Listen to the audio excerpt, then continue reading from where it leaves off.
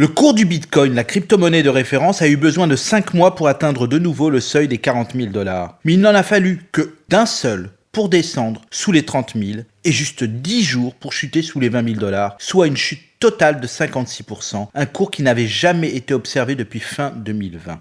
Depuis plusieurs semaines maintenant, la valeur de toutes les crypto-monnaies et sans exception s'effondre. La volatilité des cours était pour beaucoup depuis le début un facteur de risque rédhibitoire empêchant d'investir dans ces monnaies virtuelles. On a déjà subi des chutes massives du cours des crypto-monnaies par le passé, mais les paramètres actuels sont totalement différents. Ce crack semble être plus durable et nous force à nous poser la question si on doit investir ou pas dans les crypto-monnaies.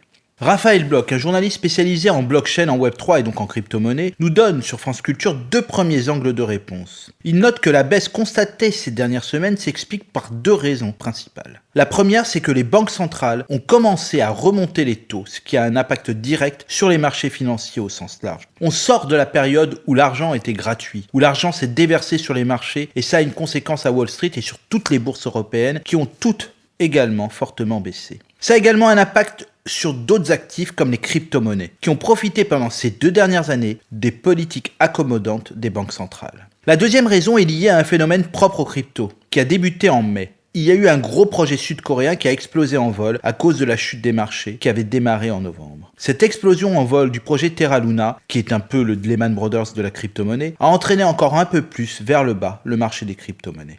Certains pourraient se dire que ce n'est pas le premier crack et qu'à chaque fois, les crypto-monnaies ont pu rebondir et atteindre des sommets encore plus hauts d'avant la chute. Mais en plus des raisons citées plus haut, ceux qui permettaient une reprise des achats ont commencé à se lasser et à ne pas réinvestir comme ils le faisaient avant, entraînant ces monnaies dans un crack plus durable. Alors Stéphane, la question maintenant est de savoir s'il faut acheter ou pas des crypto-monnaies.